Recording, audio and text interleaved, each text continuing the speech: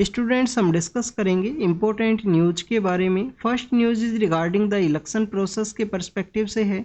Students कुछ petitions उनको file किया गया है सुप्रीम कोर्ट के अंदर में, इलेक्शन प्रोसेस को यहाँ पे ट्रांसपेरेंट वे में किस तरीके से डेवलप किया जाए। एडीआर नाम का जो नॉन प्रॉफिट ऑर्गेनाइजेशन है उनके द्वारा इन पेटिशंस को फाइल किया गया।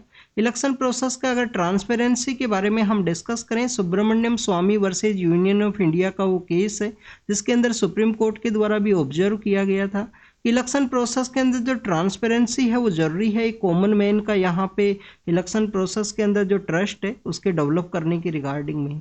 अगर हम बात करें स्टूडेंट्स यहाँ पे पेटिशंस के बारे में, तो आप देखिए कि प्रेजेंट समय में जो ईवीएम के वोट्स हैं वो काउंट किए जाते हैं इलेक्शन कमीशन के द्वारा, और उनका जो वेरिफिकेशन है वो आपको वीवीपैट के साथ में देखने के लिए मिलता है। वीवीपैट के बारे में हम डिस्कस करेंगे, बट आप देखिए कि प्रेजेंट समय में ये जो प्रैक्टिस को कैरी आउट किया जाता है इलेक्शन कमीशन के द्वारा, किसी भी लोकसभा कॉन्स्टिट्यूएंसी का जो 5 रैंडम बूथ है वहाँ पे ये जो प्रोसेस है वो आपको देखने के लिए मिलता है। यहाँ पे पेटिशन को फाइल किया गया है कि लोकसभा का जितना भी बूथ है एक कॉन्स्टिट्यूएंसी के अंदर में, सभी के अंदर जो वेरिफिकेशन है उसको कैरी आउट किया जाए। वीवीपैट का जो टोटल नंबर है उनको यहाँ पे क्रॉस वेरीफाई भी किया जाए ईवीएम मशीन के साथ में।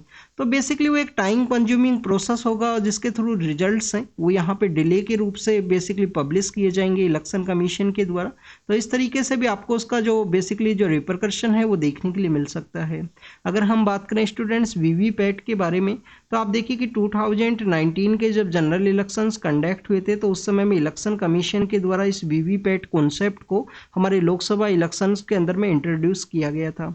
उससे पहले जो वीवीपैट का जो कॉन्सेप्ट है वो आपको देखने के लिए मिलता है हमारे स्टेट के जो लेजिस्लेटिव असेंबली के इलेक्शंस हैं उनके अंदर में पायलट बेसिस के ऊपर इलेक्शन कमीशन के द्वारा कैरी आउट किया गया था। आप देखिए कि वीवीपैट बेसिकली क्या है, voters verification paper audit trail है वो आपको देखने के लिए मिलती है। सपोज कीजिए कि ये ईवीएम मशीन है, ईवीएम मशीन के अंदर आपने जो वोट्स हैं उनको यहाँ पे बेसिकली कास्ट किया है। ईवीएम मशीन के साथ में एक बेसिकली जो मशीन है उसको कनेक्ट किया जाता है जिसको कि हम वीवीपैट मशीन के रूप से जानते हैं। तो जिस भी पर्सन को आपने यहाँ पे वोट है वो कास्ट किया है तो उस पर्सन का जो नेम है वो अपीयर होगा, कैंडिडेट का जो नेम है वो अपीयर होगा, उस कैंडिडेट को जो सिंबल यहाँ पे अलोकेट किया गया है वो भी यहाँ पे अपीयर होगा इस वीवीपैट मशीन के अंदर में। वोटर्स वेरिफिकेशन है कि आपका जो वोट है वो कास्ट हुआ है, किसको आपने कास्ट किया है वोट वो आपको शो होगा। Voters verification paper audit trail है जो आपको देखने के लिए मिलता है जिसके अंदर कुछ रैंडम बूथ है जहाँ पे कैलकुलेशन को कैरी आउट किया जाता है इलेक्शन कमीशन के द्वारा प्रेजेंट समय में ट्रांसपेरेंसी की ही रिगार्डिंग में। आप देखिए कि 2019 के जब लोकसभा इलेक्शन के दौरान में काउंटिंग को कैरी आउट किया गया इलेक्शन कमीशन के द्वारा, तो उस समय में कम्प्लीटली जो 99.99% जो यहाँ पे जो बूथ हैं उनके ऊपर जो करेक्टनेस है वो पाया गया है कि कंप्लीट जितने भी वोट कास्ट हुए हैं उतने ही जो वोट्स हैं वो देखने के लिए मिले हैं। वीवीपैट का जो बॉक्स है उसी के अंदर में उनको यहाँ पे क्रॉस चेक भी किया गया था इलेक्शन कमीशन के द्वारा। तो इलेक्शन कमीशन के ट्रांसपेरेंसी के परस्पेक्टिव से ये जो पेटिशंस है उनको फाइल किया गया है कि यहाँ पे जो 19 अप्रैल का जो डे है हमारे फर्स्ट पेज ऑफ इलेक्शन, जिस दिन वोटिंग का जो डे है वो देखने के लिए मिलेगा लोकसभा के रिगार्डिंग में 2024 के पर्सपेक्टिव से। तो उसी से पहले कुछ डायरेक्शन है वो इश्यू किया जाए सुप्रीम कोर्ट के द्वारा इलेक्शन कमीशन को ट्रांसपेरेंसी के रिगार्डिंग में। इस वजह से ये जो पेटिशंस है उनको फाइल किया गया है। वीवीपैट के बारे में हमने देखा, voters verification paper audit trail है। नेक्स्ट अगर हम बात करें इलेक्टोरल बॉन्ड के पर्सपेक्टिव से है, आप देखिए कि आज का जो न्यूज़पेपर है और जो कल का न्यूज़पेपर है उनको हम यहाँ पे कवर कर रहे हैं, दोनों के अंदर ही जो इलेक्टोरल बॉन्ड की रिगार्डिंग में मेंशन किया गया है। इलेक्टोरल बॉन्ड को स्टूडेंट 2019 के समय इंट्रोड्यूस किया गया था गवर्नमेंट के द्वारा। आप देखिए कि उसी को अभी रिसेंटली फरवरी के मंथ के समय 2024 के समय नल एंड वॉइड के रूप से अनकॉन्स्टिट्यूशनल वे में डिक्लेयर किया गया है सुप्रीम कोर्ट के द्वारा। अगर हम बात करें पार्टीज़ को जो डोनेशन है उसके रिगार्डिंग में इलेक्टोरल बॉन्ड स्कीम है वो आपको देखने के लिए मिलती है। उसके अंदर में आप देखिए कि लेटर फॉर्म के अंदर में इस तरीके का भी जो बेसिकली अमेंडमेंट्स हैं उनको लाया गया था कि अगर किसी यहाँ पे जो कंपनी है, कोई एंटिटी है, उसको यहाँ पे जो प्रॉफिट है वो नहीं हुआ है तो उनके द्वारा भी जो डोनेशन है वो कैरी आउट किया जा सकता है।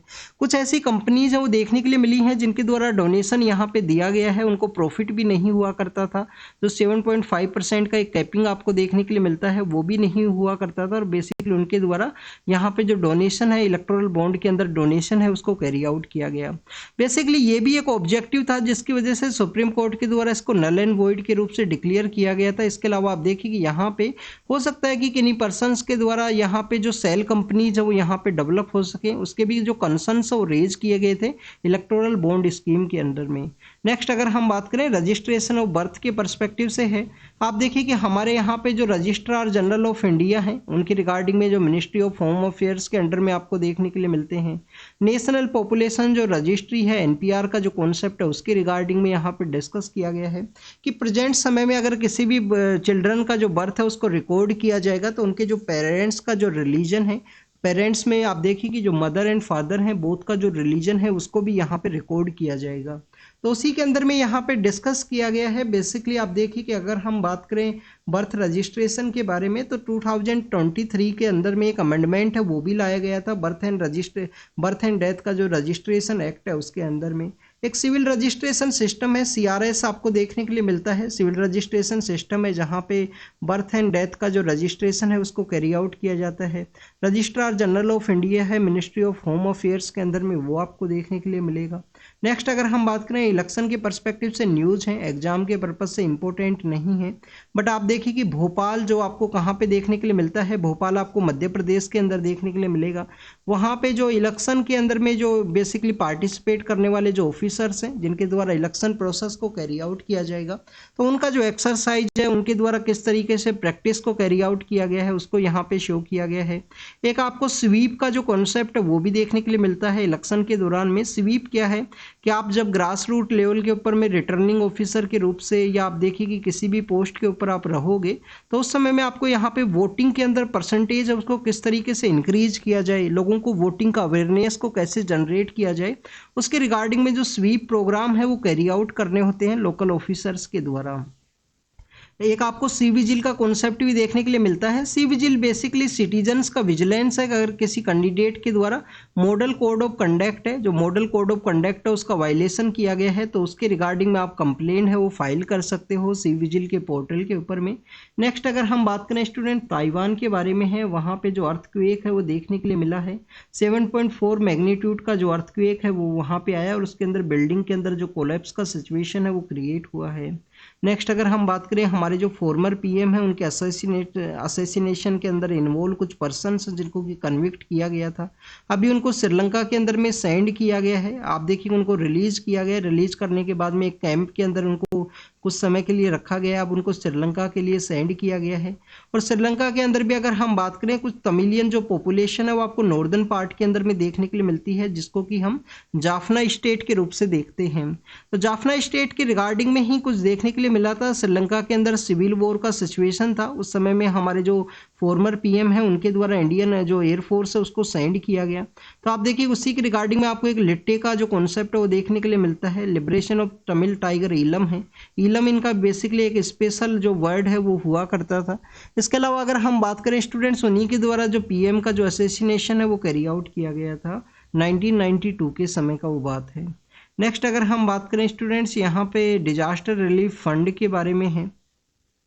सॉरी स्टूडेंट्स वो 91 का बात है, 92 का नहीं, 91 मई या जून के मंथ का समय का है। नेक्स्ट अगर हम बात करें डिजास्टर रिलीफ के बारे में है, आप देखिए कि यहाँ पे तमिलनाडु के द्वारा अक्यूज्ड किया गया है सेंट्रल गवर्नमेंट को कि उनके द्वारा जो डिजास्टर रिलीफ फंड है उसको रिलीज नहीं किया गया है।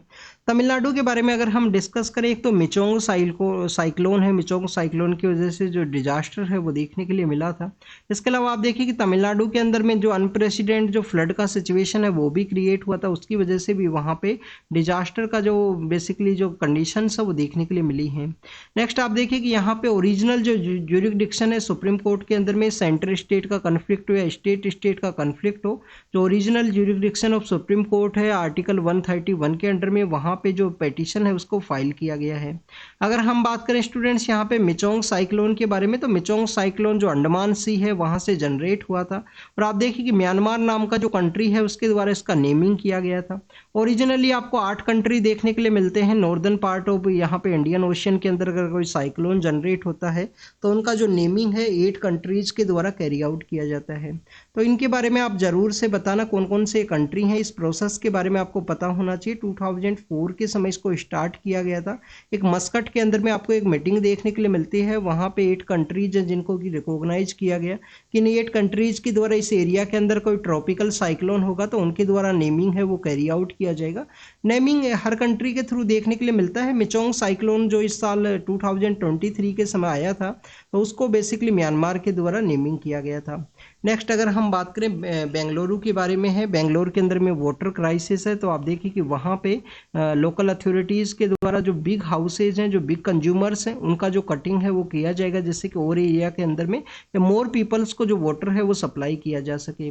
श्री साइलम जो टाइगर रिजर्व का जो एरिया है स्टूडेंट्स, वहाँ पे आप देखिए कि लार्जेस्ट आपको कोर एरिया देखने के लिए मिलेगा श्री साइलम टाइगर रिजर्व का। वहाँ पे एक टेम्पल है वो सिचुएटेड है, तो उसी टेम्पल के अंदर में कुछ रेस्ट्रिक्शंस है वो इम्पोज किए गए हैं। एक तो हीट वेव का कंडीशन है। हीट वेव की कंडीशन के अंदर में अगर वहाँ पे जो पिलग्रिमेज से रिलेटेड जो पर्सन है वो विजिट करेंगे तो उस समय में हो सकता है कि वहाँ पे जो एनिमल्स है वहाँ पे उनको जो डिस्टर्बेंस है वो क्रिएट हो।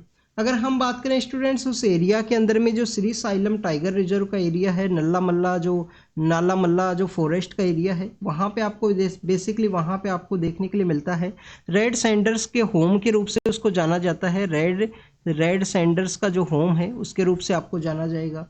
इसके अलावा अगर हम बात करें स्टूडेंट ल्यूपार्ड है, जो टाइगर्स का जो प्रेजेंस है वो भी आपको देखने के लिए मिलता है।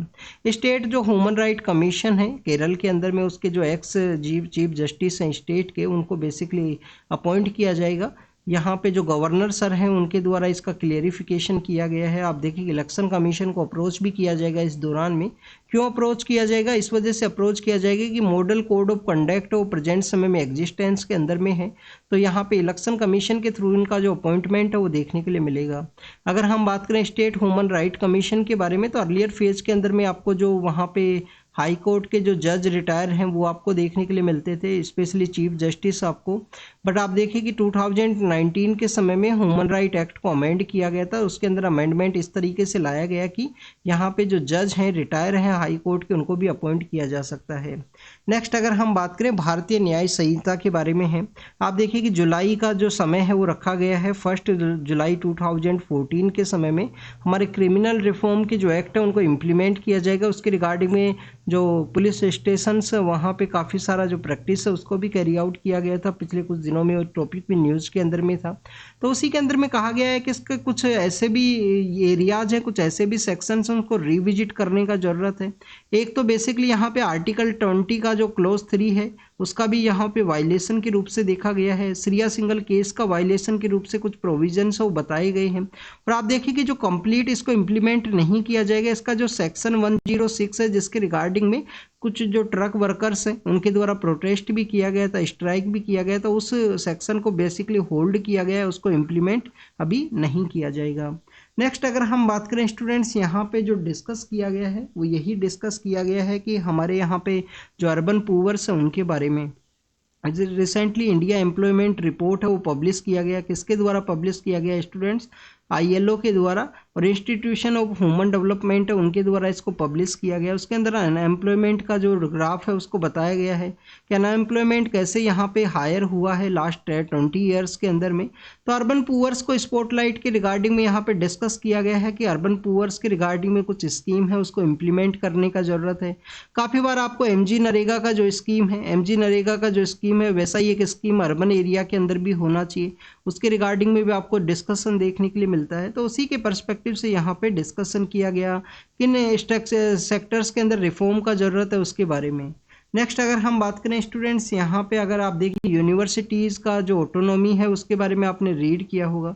यहाँ पे जो कॉलेज है उसके ऑटोनॉमी के बारे में डिस्कस किया गया है। कि कॉलेज का ऑटोनॉमी किस वजह से ज़रूरी है उसके बारे में यहाँ पे बताया गया है। आप देखिए कि जो हमारा न्यू एजुकेशन पॉलिसी है 2020 का, उसके अंदर भी बेसिकली कॉलेज इंस्टीट्यूशंस के ऑटोनॉमी के बारे में डिस्कस किया गया है। अगर आपको इनोवेशन को प्रमोट करना है, किसी भी इंस्टीट्यूशन के अंदर में प्रमोट करना है, एकेडमिक क्वालिटी को इम्प्रूव करना है, तो उस इंस्टीट्यूशन का जो ऑटोनॉमी है वो होना चाहिए। इसके अंदर में स्टूडेंट्स जो हमारे नेशनल इंस्टीट्यूशंस का जो रैंकिंग फ्रेमवर्क है, NIRF का जो रैंकिंग फ्रेमवर्क है, उसके अंदर में टॉप 100 के अंदर जो 53 इंस्टीट्यूशंस हैं वो ऐसे हैं जिनको कि ऑटोनॉमी दिया गया है।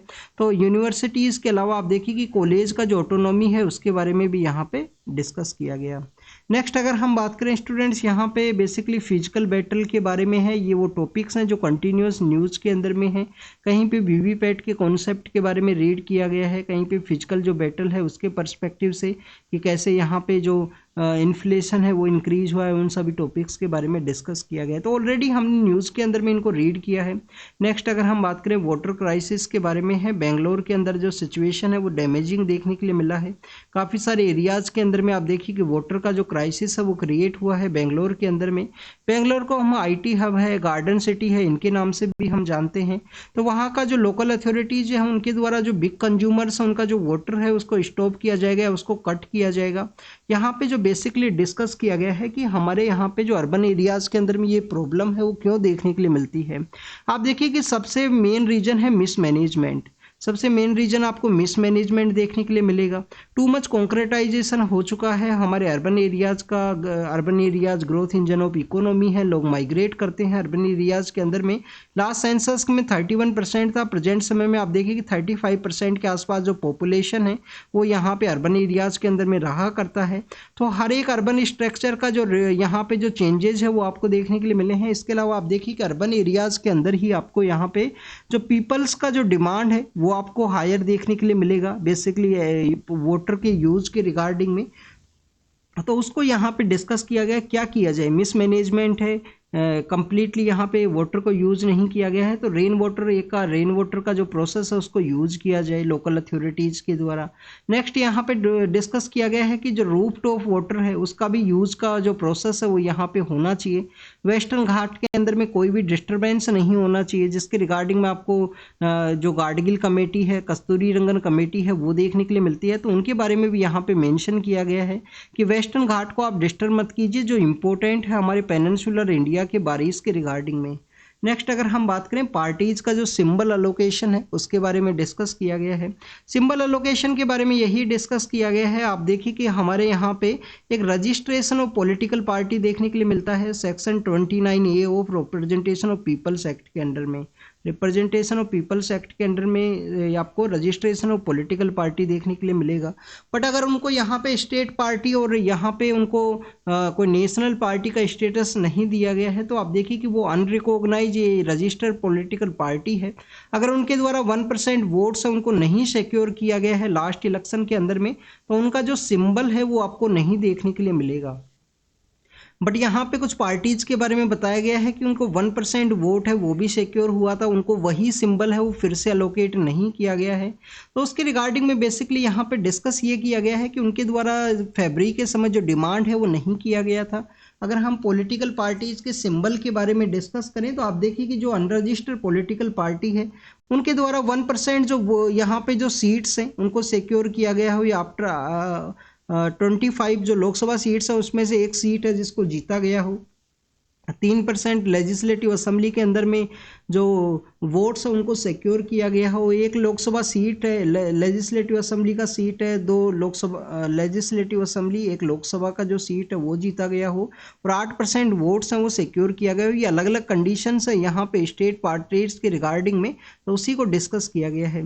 1% का हमने यहाँ पे रीड किया तो ये उसी के परस्पेक्टिव से है student. Next is about the nuclear power के बारे में है कि हमें यहाँ पे जो INDC टारगेट्स को अचीव करना है 2014 तक, जो हमको डेवलप्ड स्टेटस को अचीव करना है, और इसके अलावा 2017 तक जो कार्बन न्यूट्रलिटी है उसको अचीव करना है, तो हमें न्यूक्लियर पावर है जो कि क्लीन एनर्जी का सेक्टर है, NPCIL के रिगार्डिंग में जो डिस्कशन के अंदर में हमारे जो प्रिंसिपल साइंटिफिक एडवाइजर हैं उनके द्वारा ये डिस्कशन को कैरी आउट किया गया।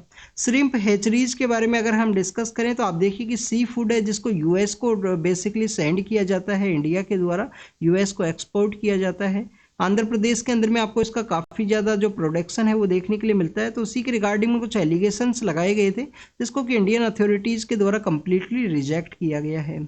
नेक्स्ट अगर हम बात करें सफोकेशन के अंदर में कुछ लोगों का डेथ हुआ है उसके बारे में न्यूज़ है। आप देखिए कि आपको यहाँ पे कार्बन मोनोऑक्साइड है वो देखने के लिए मिलता है, उसके भी इम्प्लीमेंट आपको हेल्थ के ऊपर हुआ करता है जिसकी वजह से भी ऐसी विंटर्स के समय जो डेथ का जो न्यूज़ है वो देखने के लिए मिलेगा। यहाँ पे इंडियन अथॉरिटीज़ को अलाउ किया गया है, यूएस ऑफिसल्स के द्वारा कहा गया है कि कोई भी रेस्ट्रिक्शंस नहीं है इंडिया के रिगार्डिंग में कि रशियन से वो ऑयल है उसको बेसिकली खरीद सकते हैं जो रिफाइनिंग ऑयल है उसके पर्सपेक्टिव से। नेक्स्ट अगर हम बात करें स्टूडेंट्स यहाँ पे वर्ल्ड के पर्सपेक्टिव से है, आप देखिए कि 2 दिन का न्यूज़पेपर हम यहाँ पे डिस्कस कर रहे हैं। तो फर्स्ट न्यूज़ है मैक्रोन और जो फ्रांस और जो रसिया के जो रिलेशंस हैं उनके बारे में। फ्रेंच के अथॉरिटीज़ के द्वारा कुछ यूक्रेन को भी सप्लाई किए गए थे तो उसको भी यहाँ पे डिस्कस किया गया है स्टूडेंट्स। यहाँ पे नेक्स्ट न्यूज़ के अंदर में ईस्टर्न पार्ट ऑफ सूडान के पर्सपेक्टिव से है, वहाँ के प्रोसेस के बारे में बताया गया है। एग्जाम के पर्पज से इम्पोर्टेंट नहीं है, सूडान काफ़ी बार न्यूज़ के अंदर है, लोकेशन आप ज़रूर से देख लेना। एक आपको कटांगा रीजन के बारे में पता होना चाहिए, कटांगा रीजन कहाँ है, कटांगा रीजन कहाँ है। एक बार इंडिया का जो पीस कीपिंग फोर्सेज है उनके द्वारा भी 1961 के समय वहाँ पे एक ऑपरेशन को कैरी आउट किया गया था कटांगा रीजन के अंदर में।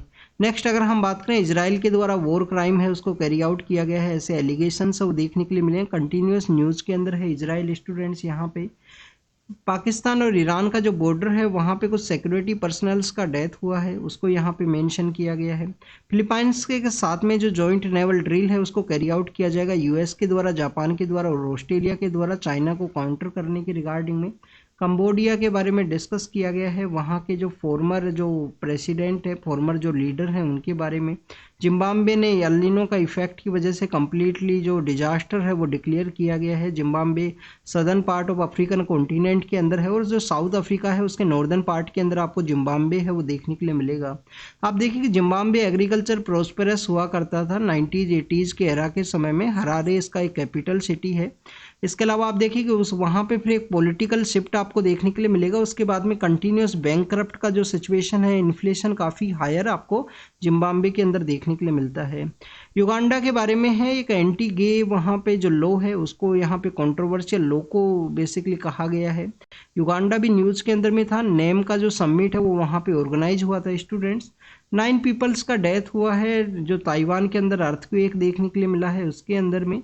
और नेक्स्ट अगर हम बात करें इजराइल और ईरान का जो कन्फ्लिक्ट सिचुएशन है उसके बारे में है, सीरिया के अंदर में जो ईरान का जो कंसुलेट है उसके ऊपर अटैक किया गया था, यूएनएचआरसी के द्वारा कुछ यहाँ पे डिस्कस किया गया है इजराइल के जो कन्फ्लिक्ट के पर्सपेक्टिव से। 2006 के समय UNHRC United nation human right commission को सेटअप किया गया था।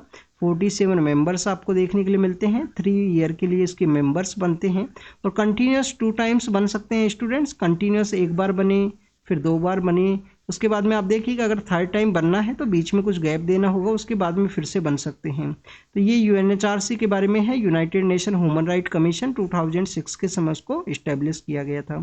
तो this is all about the newspaper discussion, read कीजिए, रिवाइज कीजिए। 2 दिन का न्यूज़पेपर हमने डिस्कस किया है, जो भी इंपॉर्टेंट इन्फॉर्मेशन आपको मिले उसको नोट डाउन जरूर से कीजिए।